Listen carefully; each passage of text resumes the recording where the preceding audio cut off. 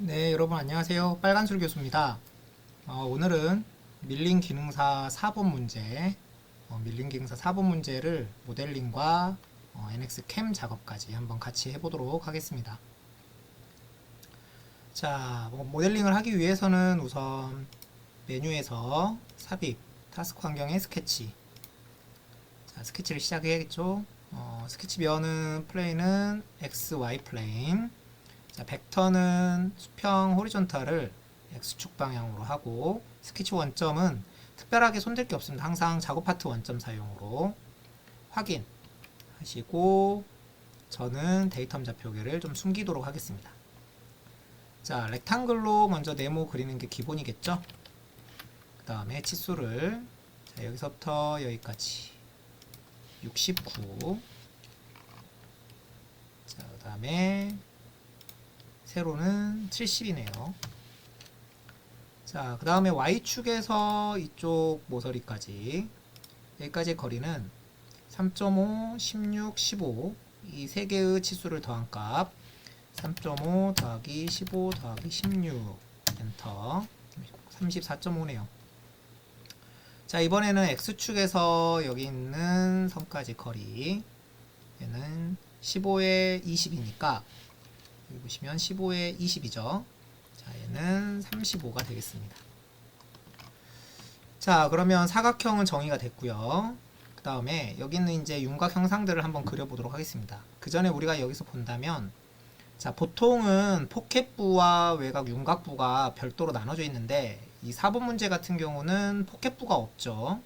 그래서 한 번에 모두 다 가공을 할 수 있게끔 형상이 나와 있습니다. 그래서 오히려 작업하기는 이게 더 쉬운 케이스겠죠. 자, 그러면 스케치를 한번 해보도록 한다면, 먼저 가운데 원을 먼저 그리고 시작하는 게 좋을 것 같아요. 자, 서클 해서 총 하나, 두 개, 세 개까지. 자, 하나, 두 개, 세 개. 제가 대략 그렸습니다. 자, 하나는요, 크기가 지름이 15가 반지름이니까 30이겠네요, 지름으로는. 자, 두 번째 거는 반지름이 10이니까 지름으로는 24. 자, 얘는 드릴 구멍에 사용할 거니까 8이겠죠. 자, 여기 8로 나와 있죠. 자, 그 다음에 세 개의 이 원들의 위치를 구속해 줘야 되는데, 먼저 큰 원을 X축과 Y축에 포인트 온 커브로 위치를 구속을 이렇게 해주겠습니다. 그리고 여기 있는 원, 이 원은 콘센트릭 서티다. 동심이다. 자, 이렇게 부여를 했습니다. 지금 보시면은 중심점이 전부 다 이쪽에 있죠. 자, 그 다음에 이제 윤곽을 그릴 건데, 자, 이렇게 쭉 올라가서, 자, 여기서 대략적으로 비슷하게만 우선 그려주면 좋아요. 대략적으로 비슷하게. 자, 이렇게, 이렇게, 이렇게, 이렇게, 그 다음에 여기까지 이렇게 지나갔고요. 그 다음에 여기서 다시 시작해서 이렇게 와서 이 두 번째 원까지 지나쳐서 이렇게 하나 왔습니다. 자, 그 다음에 이쪽에서 시작을 하겠습니다. 여기서 이렇게 나와서 위로 올라가서 아크로 변환을 하고요. 그 다음에 수직 해서 이쪽으로 또 올라가서 이렇게 끝을 내고, 자, 이번에는 이쪽에서 다시 시작하겠습니다. 자, 여기는 큰 원이네요. 큰 원에서 이렇게 수평선이 와서 수직선, 그 다음에 수평선, 사선, 수평선, 또 한번 사선 하고 여기까지 이렇게 마무리하겠습니다. 자, 대략적으로 이런 식으로 그려 놓으시고, 자, 이런 부분들은 자르시던지 구속 조건을 이용해서 이렇게 붙여주시면 되겠죠. 자, 여기도 뭐 이거는 사람마다 하시는 분들마다 해결하시는 방법이 조금씩 다르시죠. 저는 이렇게 구속 조건으로 주는 거를 좋아합니다. 여기도 이렇게 붙여주고, 자, 여기도 뭐 이런 것도 사실은 이렇게 해도 되죠. 그렇죠. 근데 저는 일부러 컨스트레인을 부여를 하는 게 좀 습관이 돼 있어서 그런 식으로 하는데, 여러분들은 여기 있는 기능들을 다른 것들을 이용해서 하셔도 크게 문제는 안 생기세요. 자, 그러면 현재 상태에서 이제 치수를 부여를 해야 되는데 하나씩 해결해 나가 볼게요. 자, 우선 여기서부터 여기까지의 치수가 있네요. 자, 여기는 3.5죠. 도면에 보시면 여기 3.5로 나와 있죠. 자, 그 다음에 여기를 줬으면 이번에는 여기에서부터 여기까지의 이 거리를 부여하겠습니다. 이 거리는 62. 자, 그리고 제가 실수 하나 했네요. 그렇죠? 머리 실수했죠? 이 선이 없죠? 그쵸? 자, 이 선이 없습니다. 딜리트. 자, 그러면 결국은 이 점은 이 라인의 포인트 온 커브, 여기도 마찬가지죠. 포인트 온 커브 이렇게 해주시고요. 다시 한번 여기서 여기까지의 이 거리는 15. 자, 그 다음에 여기서부터 X축까지 이 거리는 20입니다. 그랬더니 빨간색으로 나왔습니다. 이거는 오버 컨스트레인이라고 해서 구속 조건이 오버했다, 지나치게 많다라는 얘기죠. 그래서 이거를 부여하지 않아도 된다라는 얘기입니다. 이런 경우에는 방금 전에 부여했던 치수나 구속 조건을 바로 취소해 주시거나 삭제해 주시면은 우선은 해결이 돼요. 그렇죠. 자, 그러면은 여기에서 이 라인에서 여기까지 치수를 부여하면은 문제가 생겼기 때문에 다른 거를 찾아봐야겠죠. 자, 그래서 여기에서부터 여기까지의 치수가 있습니다. 이 치수는 40이겠죠. 40. 자, 그 다음에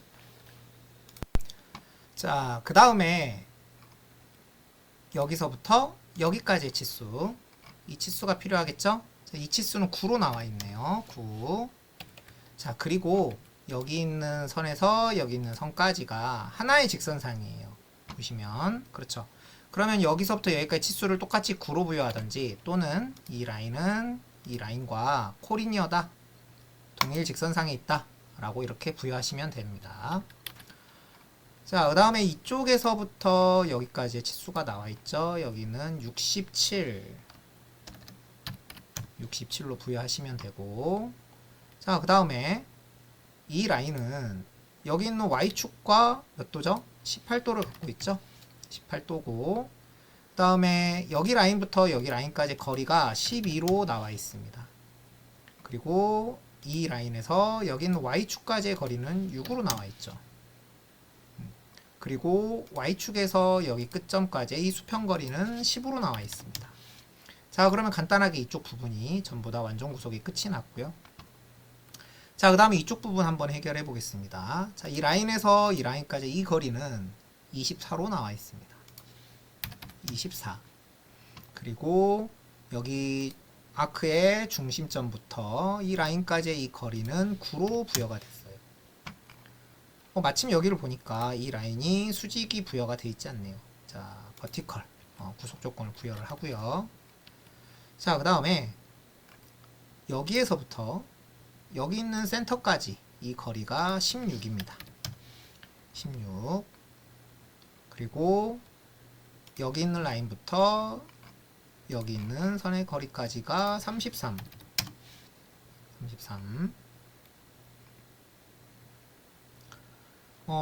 그리고 또 뭐가 있을까요? 여기서부터 여기까지의 거리가 있네요. 이 거리는 12입니다. 12. 자, 그리고 이 선은요, 이 선은 여기 있는 선과 동일한 위치에 있겠죠. 그쵸? 그래서 동일직선상 이렇게 부여하십니다. 자, 그러면은 이쪽 부분도 구속 조건이 모두 다 부여가 됐고요. 이제 이쪽을 해보신다면, 자, 여기서부터 여기까지의 거리가 있네요. 이 거리는 12입니다. 12. 자, 그리고 이 라인에서부터 이 라인까지 이 거리는 2로 부여되어 있습니다.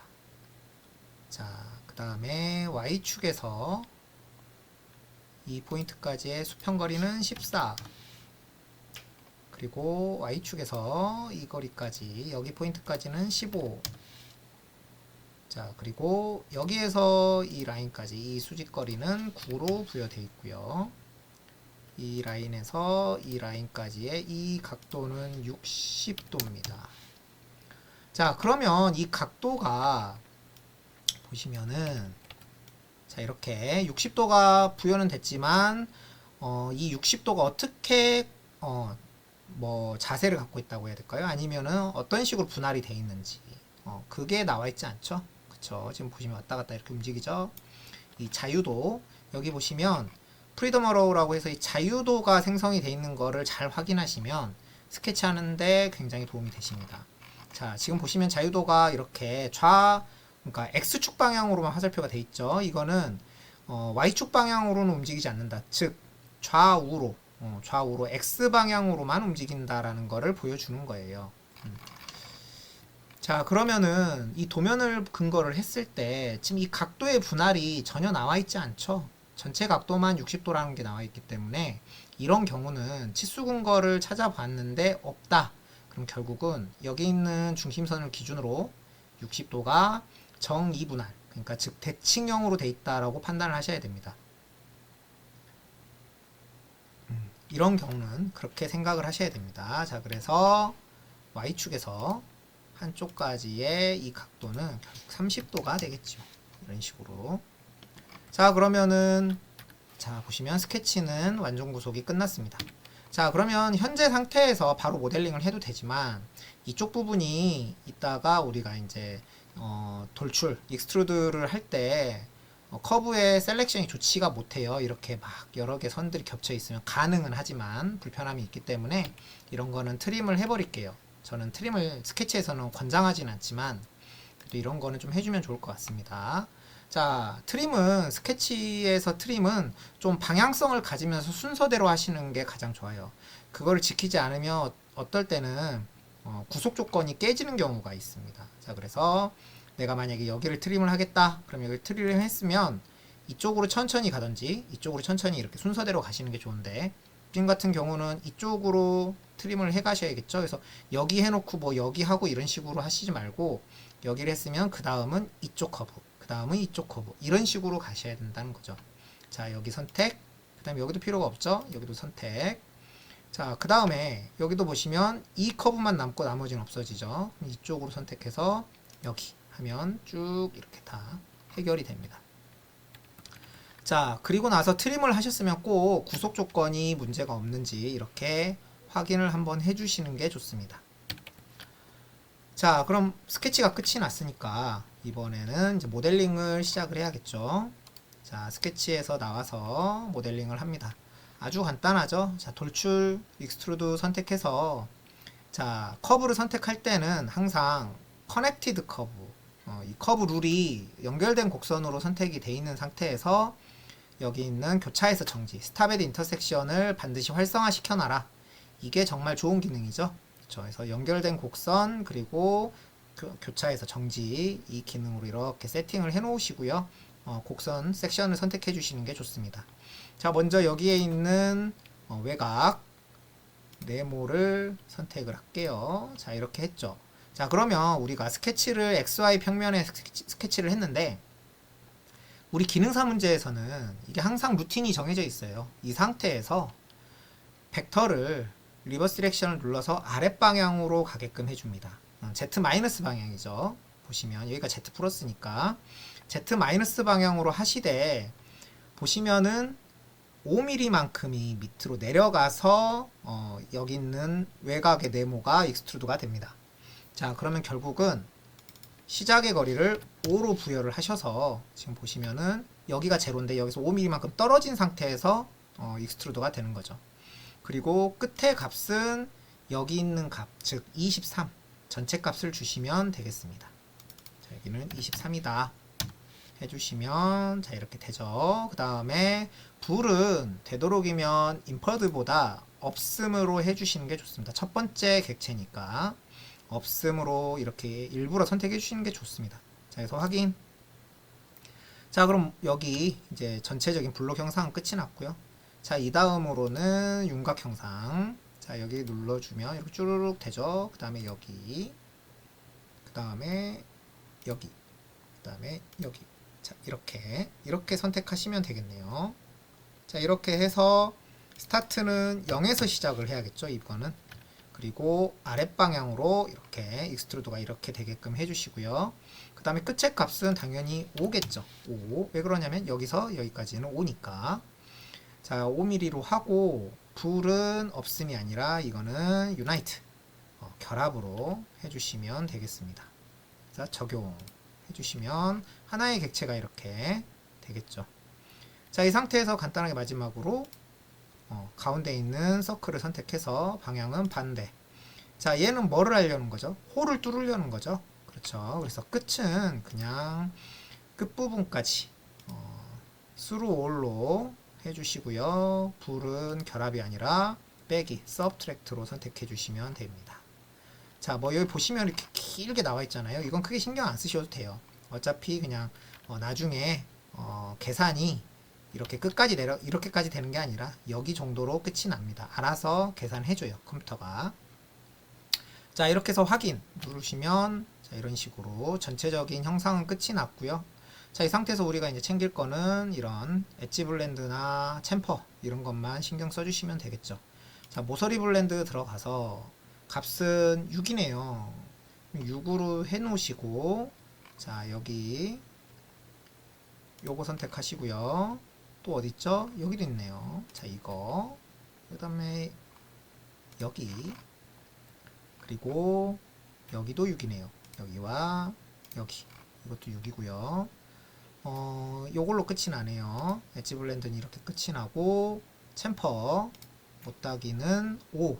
자, 5로 설정하셔서 여기를 선택하셔서 이렇게 확인 하면은 끝이 납니다. 자, 전체적인 모델링에서 혹시 내가 빼먹은 게 있는지 놓친 게 있는지 한번 쫙 확인해 주시고 문제가 있나 없나 보신 다음에 문제가 없다 싶으시면 이제 뭘 하면 되죠? 응용 프로그램에 가서 제조, 매니팩처링, 캠 작업을 하시면 되겠죠. 자, 제조로 들어가겠습니다. 제조로 들어가시면 캠 세션은 캠 제너럴 일반 캠이고요. 그 다음에 생성할 캠 설정은 밀 플래너로 시작하시면 됩니다. 확인. 자, 그 다음에 먼저 해야 될 게 뭐냐면 여기 이제 내비게이터죠. 캠 내비게이터를 오른쪽 버튼 눌러서 기계 공구뷰로 툴뷰로 바꿔주시고 이 상태에서 제일 먼저 우리가 해야 할 거는 먼저 공구를 생성하는 거예요. 그래서 공구 생성 눌러서 이건 루틴이에요. 항상 똑같아요. 자, 유형은 밀 플래너로 해서 하위 유형에서 밀, 평핸드 밀이죠. 이걸 선택하고 우리 학교 같은 경우는 80파이짜리 페이스 커터가 있죠. 그래서 80으로 이름을 바꿔주시고 이렇게 확인. 자, 그 다음에 직경은 80이다. 공정상으로는 뭐 이게 이제 6날이죠. 우리는 6날이긴 한데 이거는 크게 의미가 없어요. 여기에서는. 자, 공구 번호는 공정상으로는 1번이니까 1. 조정 레지스터 이거는 이제 공구 길이 보정에 관련된 거니까 똑같이 1. 보정 레지스터는 1로 동일하게 주셔도 되고요. 아니면 그냥 안 주셔도 됩니다. 왜냐? 공구 보정 레지스터는 G41 또는 G42 공구 경보정에 해당하는 거예요. 그런데 우리가 물론 여기에 있는 이런 정밀공차를 신경을 쓴다면 여기는 공구 보정 레지스터가 큰 의미를 갖고 있습니다. 하지만 우리 이런 정밀공차를 사실 기능사 시험에서는 굉장히 우리가 이거를 뭐 타이트하게 관리를 하진 않아요. 물론 우리가 역량적으로는 이거를 부여해 주는 게 맞죠. 그런데 시험만 생각한다면 우리가 이것까지는 엄청나게 많이 시간을 투자하면서까지 할 만큼은 아니에요. 그래서 기능사 시험 정도에서는 이 공구 보정 G41, G42까지는 우리가 부여하지 않아도 된다. 그래서 보정 레지스터는 어떤 공구든 간에 기능사 문제, 기능사 시험에 있어서는 이거는 크게 관여를 안 하니까 부여 안 하셔도 상관없습니다. 충분히 이해하셨을 거라고 생각하고요. 자, 이 상태에서 확인. 자, 그 다음에 공구 생성을 또 해요. 몇 번 더 해야 돼요. 자, 이번에는요. 유형을 타입을 홀메이킹으로 바꿔주세요. 구멍 작업이죠. 자, 먼저 센터 드릴을 3파이짜리 센터 드릴을 사용해서 센터 작업을 합니다. 직경은 8이라고 되어 있는데 이거는 이쪽, 이 쉔크 쪽이고요. 그 다음에 팁 직경이 3.15인데 이거를 3으로 하시면 돼요. 그냥 또는 그대로 두셔도 되고요. 자, 공구 번호는 두 번째 공정이니까 2, 조정 레지스터도 2 해서 확인. 그 다음에 한 번 더 해서 이번에는 스탠다드 드릴, STD 드릴을 8파이짜리로 만들어 줍니다. 자, 직경은 8 그대로 쓰시고 번호만 3번 확인 하시면 되겠습니다. 자, 마지막으로 유형을 밀 플래너로 다시 바꾸셔서 이번에는 10파이 평엔드밀을 만들어 주십니다. 자, 직경은 10이고요. 그 다음에 날수는 뭐 상관없고 번호만 4번 해서 확인 눌러주시면 되겠습니다. 자, 이렇게 공구가 설정이 끝났으면 이번에는요, 여기 내비게이터를 오른쪽 버튼 눌러서 지오메트리 뷰로 바꿔주십니다. 자, 그러면은 이번에는 뭘 설정해야 되느냐, 공작물 좌표계 또 그리고 소재를 결정하는 건데, MCS 밀 앞에 이거를 눌러주시면 하위 메뉴가 워크피스로 나옵니다. 자, 먼저 MCS 밀 먼저 더블 클릭하겠습니다. 자, 그러면은 이게 뭐냐면 이제 공작물 좌표계 설정이에요. 자, 공작물 좌표계는 아주 간단해요. 그냥 내가 어디다가 공작물 좌표계 000를 잡을 것이냐, 이 공작물 좌표계의 위치는 실제로 기계에서 장비에서 우리가 설정해야 되는 공작물 좌표계와 동일한 위치셔야 이 가공할 때, 실제 가공할 때 문제가 안 생깁니다. 자, 그럼 우리는 블록 형상의 소재를 받게 되는데, 기능사 시험을 볼 때 그때 우리가 위치를 잡는 가장 기본적인 공작물 좌표계는 바로 이 자리예요. 이 자리. 자, 그래서 다른 거 다 필요 없어요. 스케치가 여기 보시면 이 모델링의 제일 윗면에 있죠. 지금 일부러 우리가 그래서 밑에 방향으로 모델링을 만든 거고요. 그 다음에 이 네모 윤곽의 가장 바깥 라인, 즉 결국은 이 스케치에서 이 사각형 렉탱글 형상이겠죠. 그래서 이쪽 포인트를 그냥 이렇게 찍으시면 돼요. 찍으시면은 X축이 이쪽, Y축이 이쪽, Z축이 이렇게 윗방향으로 돼 있으셔야 정상적으로 하신 겁니다. 도면을 근교로 봤을 때 실제로 이렇게 모양을 보고 있다면 X가 이쪽, Y가 이쪽, 그 다음에 Z가 이쪽 이어야 큰 문제가 발생하지 않는다 라는 걸 잊으셔서는 안 됩니다. 자, 이렇게 하셔서 확인 누르시면 되고요. 자, 이번에는 공작물 좌표계 설정이 됐으니까 소재를 결정하겠습니다. 소재는 워크피스예요. 워크피스 더블 클릭하시면, 자, 먼저 파트 지정은 어떤 모양을 만들래 라는 거거든요. 그래서 이 버튼 누르시면 객체를 선택하라고 합니다. 그럼 객체는 얘가 되겠죠. 그래서 이거 선택하시고 확인. 자, 그러면 여기 있는 프레시 디스플레이가 활성화가 돼요. 이거 누르시면은 이렇게 어떤 게 선택됐는지 결정된 게 어떤 건지 확인이 됩니다. 자, 이번엔 블랭크. 이게 이제 원 소재예요. 원 소재는 여기 버튼을 누르시면 여기 보시면 이제 그 지오메트리를, 블랭크 지오메트리를 결정하는 타입들이 있는데, 이 중에서 기능사 문제 같은 형상은 경계 블록, 바운디드 블록이라는 게 가장 좋습니다. 자, 이렇게 선택을 하시면요, 알아서 이런 식으로 블록 형상을 만들어 주는데, 이 지금 여기 분홍색으로 이렇게 보이는 게 이제 만들어지는 소재의 모양이고요. 자, 이 소재를 우리가 이대로 쓸 수는 없어요. 왜냐? 원 소재의 크기가 있거든요. 그래서 원 소재의 크기는 기능사 문제 같은 경우는 28mm 두께를 가지고 있는 SM20C 블록 SM20C 소재로 알고 있어요. 블록 모양의. 자, 그러면은 이 모델링의 전체 높이는 도면에서 보시면 아시겠지만 23mm예요. 그러면 23mm에서 원 소재가 28mm니까 위쪽으로 5mm가 나와 있겠네요. 그렇죠? 아, 제가 잘못 착각했네요. 28mm가 아니라 25mm죠. 소재 높이가 25mm예요. 그러면은 도면에 보면은 23mm가 전체 높이이기 때문에 이 모델링도 23mm인 거죠. 자, 그러면은 실제로 소재는 가공을 하기 전에 위쪽으로 2mm의 여유가 남아 있겠죠. 그래서 여기에서 Z방향으로 2mm를 더 높게 만들어 주셔야 된다라는 거죠. 자, 확인 누르면 자, 이렇게 보시면 어때요? 이 위쪽으로 2mm의 여유가 이렇게 남아있죠. 자, 그 다음에 체크항이 있습니다. 체크 지정은 뭐냐면 여기를 누르시면 내가 이 캠 작업에서 가공하지 않을 영역을 선택하는 거예요. 자, 그러면 여기서 봤을 때 가공하지 않는 영역은 보시면은 이 사이드 부분이겠죠. 그리고 이 뒤쪽에 바닥 부분. 자, 그래서 여기 보시면 필터가 있어요. 셀렉션 필터를 면으로 페이스로 바꿔주시고 여기 그 다음에 여기 그리고 바닥 이런 식으로 선택해 주시면 됩니다. 그리고 확인 눌러주시면 선택된 부분이 이렇게 보이시고요. 블랭크 부분도 보시면 자, 이런 식으로 보이시죠? 이렇게 했으면 확인. 자, 그러면 지오메트리에 관련된 설정이 끝이 났습니다. 자, 그럼 이제 뭐를 해야 되느냐? 이제는 캠 가공을 위해서 공정을 만들어낼 시간이죠. 그래서 오퍼레이션 생성 이거를 눌러봅니다. 자, 제일 처음에는 어떤 공정이 이루어지죠? 위에 남아있는 2mm를 머신센터에서 커팅해야 되기 때문에 페이스 커터가 가공을 해줘야 돼요.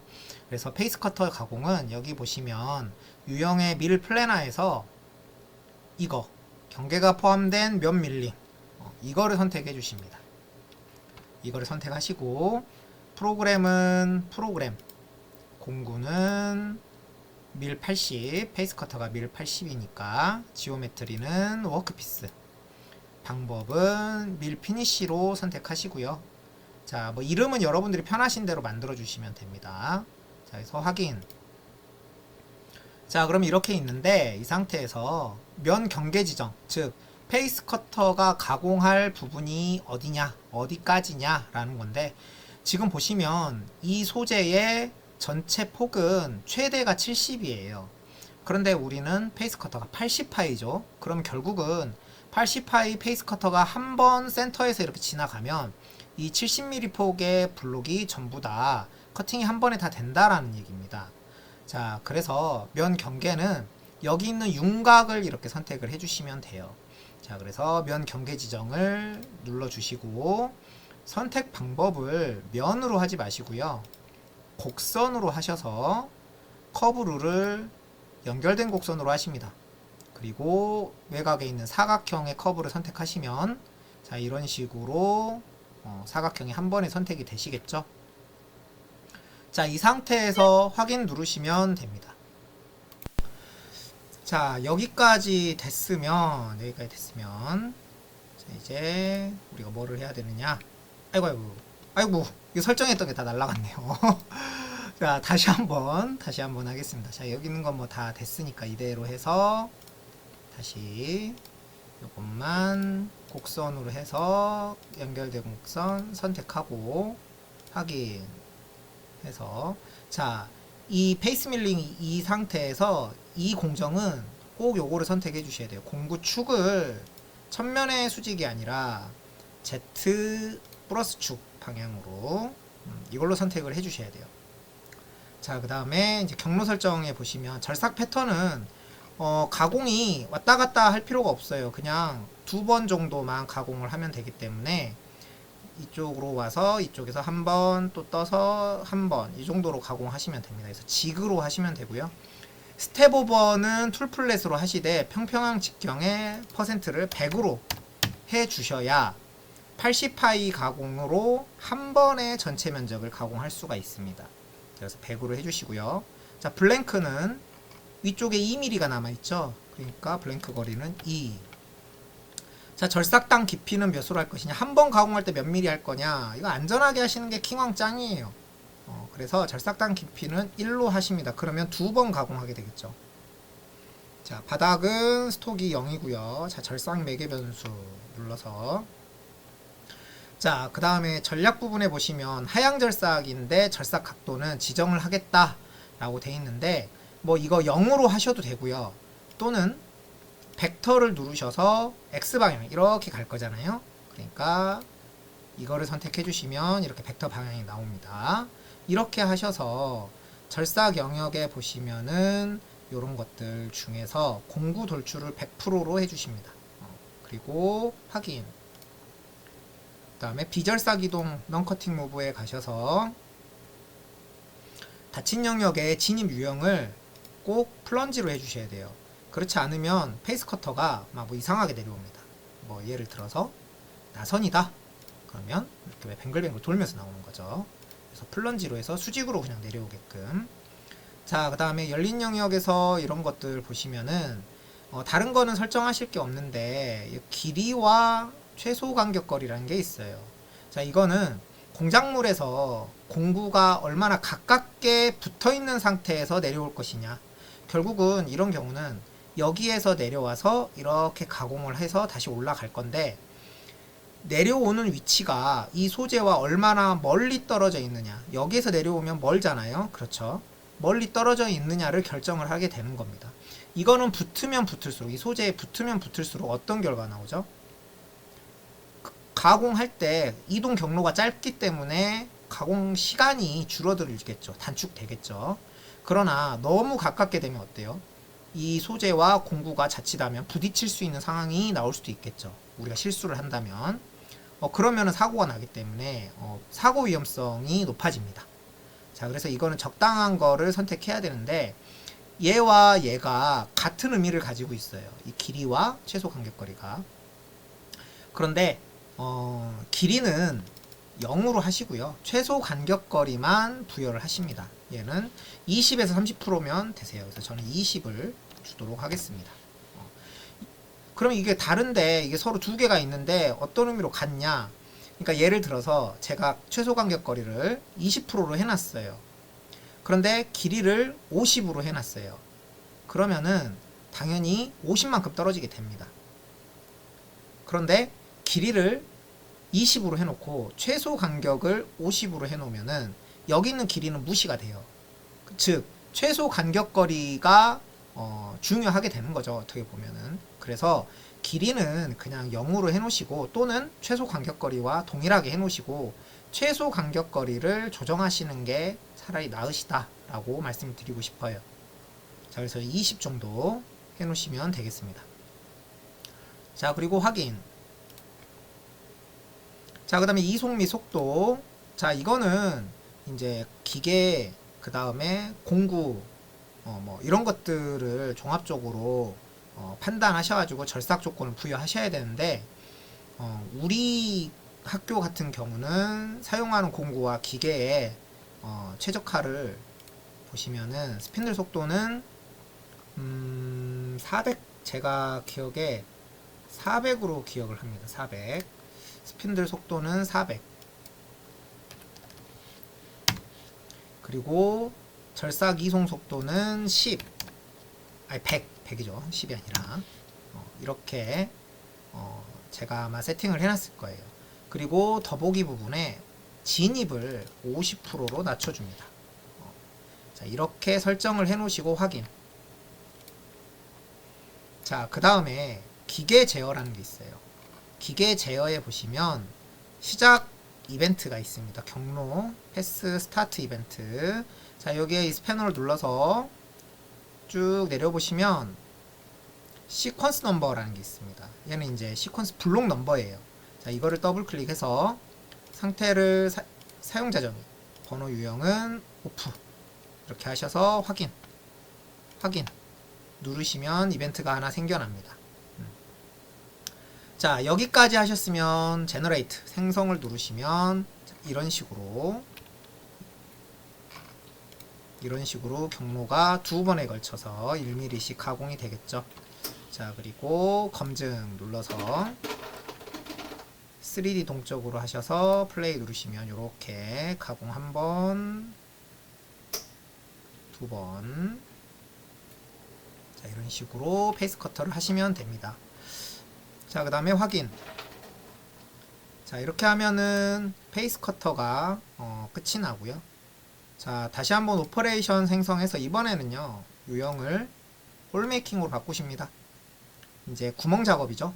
자, 첫 번째로는 우리가 여기 스포 드릴링, 센터 드릴을 가공해야 돼요. 자, 프로그램은 프로그램, 공구는 당연히 센터니까 센터 드릴 3, 지오메트리는 워크피스, 방법은요 드릴 메소드로 해주십니다. 그리고 확인. 자, 어려운 게 없어요. 특징 형상 지오메트리 지정. 구멍을 어디다가 뚫을 거냐. 자, 이거 눌러서 얘를 선택하시면 돼요. 이 원. 그래서 스케치가 여기 위에 있는 게 좋아요. 이렇게 하면 금방금방 할 수 있습니다. 물론 다른 방법도 있지만 이렇게 하시면 굉장히 편하죠. 자, 여기를 선택하시면 자, 이렇게 위치가 잡힙니다. 자, 그럼 깊이가 센터 드릴 같은 경우는요. 0.6mm, 3파이 같은 경우는 0.6mm만 들어가시면 돼요. 자, 그래서 여기 누르셔가지고 사용자 정의 해서 0.6 요렇게만 센터 드릴로 자리만 잡아주시면 됩니다. 자, 그리고 끝났어요. 확인 누르시고 자, 여기 보시면 이제 사이클이 있는데 일반 드릴 사이클이잖아요. G81이죠. G81 동작 출력은 기계 사이클. 이렇게 하셔서 여기 뭐 드웰 타임 주는 거는 활성을 5% 하시던가 아니면 활성을 꺼버리시던가 하시면 되고요. 자, 그 다음에 절상 매개 변수 한번 볼까요? 여기서 뭐 볼 게 없네요. 그쵸? 하단 옵셋 같은 게 뭐 숫자가 들어가 있으면 0으로 바꿔주시면 됩니다. 자, 여기 있는 상단 옵셋 이 3 얘는 G81에 부여하는 R값에 해당해요. R값. 자, 그 다음에 비절사기동 여기도 한번 보면 뭐 여기는 따로 설정할 게 없습니다. 자, 그 다음에 이송 및 속도 속도에서 스핀들은 우리는 센터들이는 한 4000rpm 정도 부여하고요. 그 다음에 이송은 200 정도 부여하겠습니다. 그리고 더보기 해서 진입은 50%로 확인하셔서 여기에서는 이제 기계 제어에 부여할 게 없어요. 부여할 게 없고 한번 시퀀스 넘버는 첫 번째 공정에다 부여를 하면 그 하위 공정들 그 뒤에 나오는 공정들에는 알아서 적용이 됩니다. 자, 이렇게 해서 제너레이트 하면 되고 검증 한번 할게요. 자, 하면 툭 찍고 나오죠. 이렇게. 자, 해서 확인. 자, 센터 드릴까지 끝났고 한 번 더 공정을 이번에는 스탠다드 드릴인데 여기 있는 깊은 구멍 드릴링 요걸로 선택하십니다. 그리고 공구만 8파이짜리 스탠다드 드릴로 바꿔주시고요. 확인. 같은 방법이에요. 스포 드릴링하고. 자, 이거 선택하셔서 구멍의 위치만 이렇게 선택하시면 되고 여기 보시면 깊이죠. 깊이는 사용자 정의로 바꾸시는데 깊이를 어떻게 결정하느냐. 드릴은 완전 관통이잖아요. 완전 관통이 되려면 드릴 팁 부분을 지나야만 관통이 인정이 돼요. 그럼 결론은 여기 있는 드릴의 팁이 이렇게 가다가 여기서 끝이 나죠. 그럼 여기까지는 지금 현재 보신 여기까지는 무조건 지나가야 된다는 얘기예요. 근데 이 팁이 끝나는 자리에 정확히 맞출 수가 없어요. 그럼 그래서 어떻게 하느냐. 관통을 만들 때는 보통 기본적으로 이렇게 하시면 돼요. 자, 제로에서부터 여기까지 거리가 23입니다. 그러면 23mm는 내려와야 되겠죠. 그렇죠. 그러면 이 팁의 이 시작되는 부분, 여기 이 부분까지 딱 지금 여기 빨갛게 나오니까 그러는데 이 부분까지 딱 내려옵니다. 23으로 주면. 그런데 여기서 얼마만큼 더 내려오느냐. 보통 일반적으로 드릴 직경의 3분의 1만큼을 깊이를 더 넣어줘요. 3분의 1. 그럼 얘는 8파이니까 8의 3분의 1이면 대략 2.6mm 정도 되겠죠. 맞나요? 2, 3은 6, 6, 3, 18. 뭐 그 정도 되겠네요. 2.6mm. 근데 2.6mm는 너무 애매해. 길이가. 그러니까 3mm로 가는 거야. 그렇게 해서 23mm에다가 3을 더 더해서 26mm를 집어넣는 거죠. 자, 그래서 깊이에다가 26을 이렇게 넣어줍니다. 그러면 이렇게 관통이 되는 거예요. 뭐 어떤 사람은 지나치다 라고 하시는 분들도 있을 수 있겠죠. 그런데 뭐 보통 이렇게 많이들 하시고요. 여기보다 조금 더 짧게 가셔도 되지만 어찌 됐든 이 라인보다는 확실하게 더 관통이 되게끔 내려주셔야 됩니다. 자, 그래서 보통 이런 루틴으로 가시면 되세요. 그리고 확인 누르시면 됩니다. 확인. 자, 그 다음에 여기 보시면 단일 이동이 아니라 기계 사이클로 해야만 사이클 코드로 캠 데이터가 나오게 되고요. 사이클은 일반 드릴 사이클 81이 아니죠. G81이 아니라 깊은 구멍이기 때문에 G83이나 또는 G73이나 이 두 개 중 하나를 쓰셔야 되는데 보통 드릴 직경에 3배가 넘는 깊이를 가공한다면은 보통 일반적으로 G83을 더 많이 선호를 하고, 설사 그렇지 않다 하더라도 저는 안전을 위해서라면 G83을 추천을 드립니다. 그래서 여기 보시면 드릴 기품이 있죠. 드릴 기품. 이게 G83이에요. 그러면 G73은 어떤 거냐? 바로 드릴 깊이 분할 칩이에요. 칩 브레이크. 이걸로 하시면 G73으로 나옵니다. 그래서 우리는 이거를 선택을 해서 여기 보시면, 잠시만요. 여기 보시면 사이클 매개 변수를 보시면 드릴링 깊이에서 드웰, 그러니까 가공을 한번 하고 드웰 타임을 가질 거냐, 보통 그렇게 가공 잘 안 하죠. 그래서 활성을 꺼버리시면 되시고요. 그 다음에 단계 부분에서는 이제 깊이를 한번 가공을 할 때 스텝 단계에서 깊이 증분을 어떻게 할 거냐, 보통 우리가 G83에서 Q값을 부여를 하죠. 그 Q값을 얘기를 하는 건데, 일정으로 하셔도 되지만 기본적으로 정확으로 해주시는 게 가장 낫습니다. 일반적으로.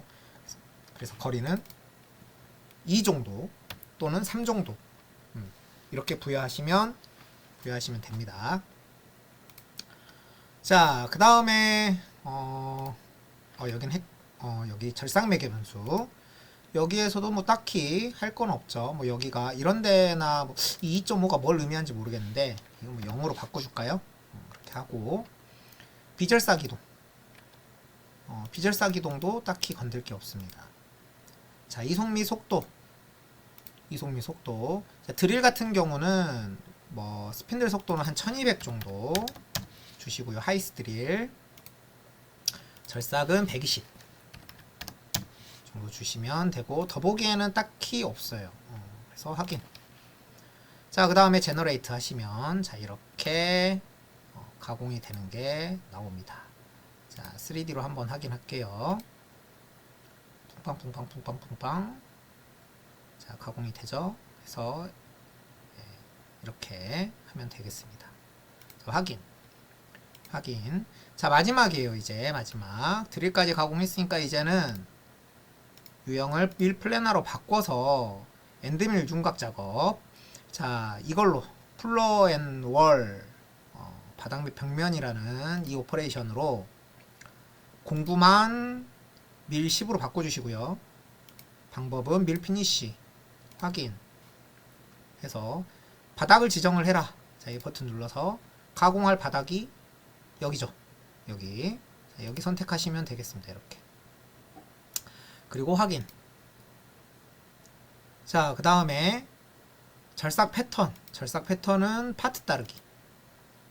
그 다음에 스텝 오버는 툴 플랫으로 바꿔주면 좋을 것 같습니다. 그래서 보통 엔드밀은 직경의 50%를 넘지 않게끔 하는 게 최선이에요. 만약에 직경의 50% 넘거나 직경의 100%를 다 쓴다 그러면은 엔드밀이 들어가는 절입 깊이를 굉장히 낮춰줘야 됩니다. 그래야 안전하고 문제가 안 생겨요. 자, 그래서 직경의 퍼센트를 75로 돼 있는데 저 같은 경우는 뭐 한 40에서 진짜 커야 50 그 정도를 추천드리고요. 자, 바닥 블랭크 두께는 깊이가 5죠. 그럼 여기는 5가 될 것입니다. 절삭단 깊이, 그러니까 한 번 가공할 때 몇 미리씩 가공할 거냐, 5mm를 몇 번에 나눠서 할 거냐, 뭐 40%로 했으니까 5mm 한 번에 다 해도 되지 않냐, 뭐 이렇게 얘기하시는 분들이 있는데 그게 잘못된 생각일 수도 있어요. 왜 그러냐면 이런 부분을 가공을 할 때 이런 데 있죠. 이런 데 들어가게 되면 결국은 엔드밀의 100%를 다 쓸 수밖에 없습니다. 가공하는 부분이. 그렇기 때문에 절삭단 깊이는 너무 깊어서는 안 돼요. 그리고 시간 충분합니다. 가공 때문에 가공 시간이 길어서 떨어지는 경우는 없어요. 본인이 캠을 잘못했거나 세팅할 때 지나치게 소비를 많이 했거나 그러지 않는 이상. 그래서 절삭단 깊이는 5mm면은 2mm, 2mm, 1mm 이렇게 가공해주면 안전합니다. 그래서 이런 식으로 저는 2mm 정도로 추천을 드립니다. 그럼 너무 많지 않냐? 괜찮아요. 저희는 초경을 쓰거든요. 초경 엔드밀을 써서 회전을 빠르게 하고 이송 속도를 좀 빨리 하기 때문에 충분히 가능합니다. 자, 이렇게 해서 절삭 매개 변수 눌러주시고, 이쪽엔 뭐가 있을까요? 없네요. 절삭 방향만 하향 절삭으로 돼 있으면 되고. 자, 그 다음에 비절삭 이동. 비절삭 이동은 닫힌 영역이 여기는 없어요. 사실은 다 오픈이죠. 열린 영역이죠. 그쵸, 포켓이 없기 때문에. 자, 그래서 이거 뭐 사실 안 건드려도 되지만 혹시 모르니까 이런 거 뭐 플런지로 이렇게 해 놓으시던지 하시고요. 그 다음에 다른 거는 딱히 만질 게 없습니다. 그 다음에 이런 데를 좀 볼게요.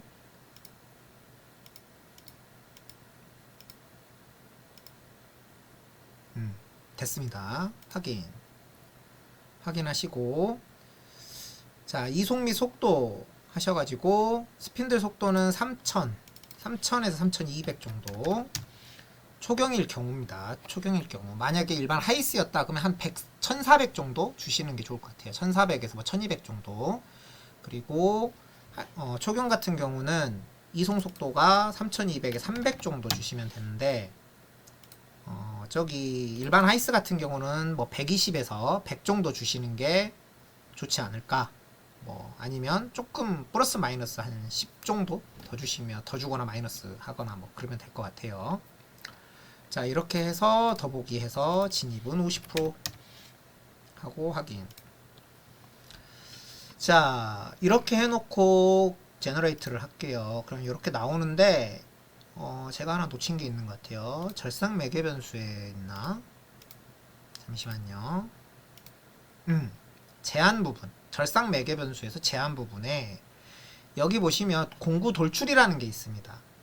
얘가 너무 낮으면은 미절삭 부분이 생겨요. 미절삭 부분이 보시면 뭐 50%로 돼 있다고 볼게요. 그러면 확인하고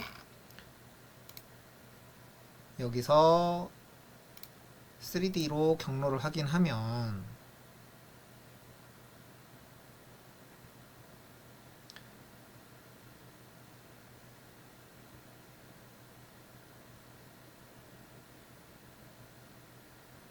자, 보시면 아이고, 아까 이런 자리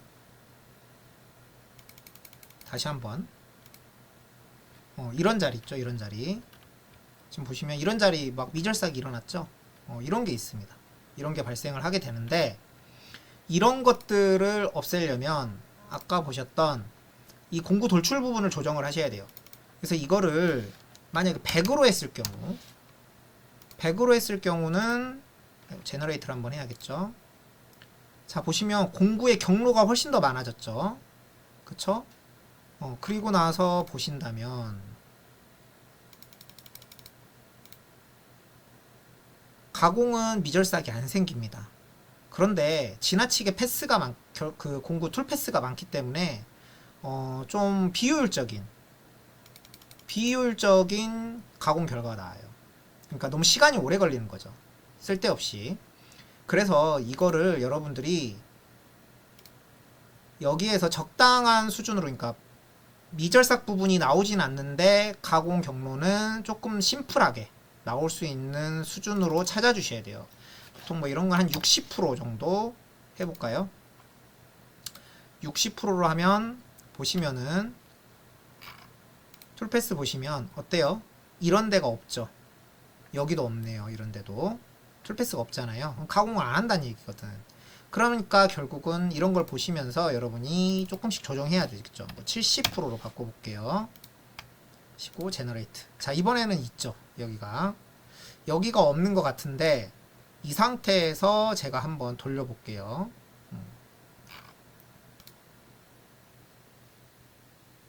하면 여기가 안 나왔죠. 그쵸? 그러면 결국은 여기를 뭐 70에서 75% 하면 되려나? 제너레이트. 그래도 안 되네. 자, 그러면 80%.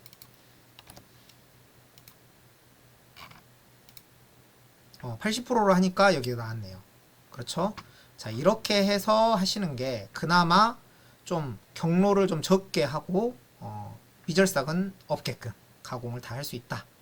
이런 것들을 보시고 여러분들이 판단하시면 되겠습니다. 자, 미절삭이 없죠? 이렇게 해서 확인하시면 모두 다 끝이 납니다.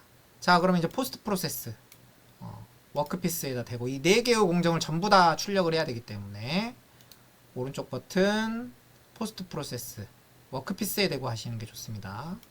하셔서 여러분이 원하는 포스트 프로세서 포스트를 가지고 하시면 되고, 여러분들은 우리 학교 학생들은 레드드링크 이걸로 쓰시면 되겠죠. 제가 만들어 드린 걸로 이렇게 하시고, 그 다음에 파일 이름 결정하신 다음에 확장자는 NC, 그 다음에 단위는 미터 파트 이걸로 하시면 됩니다.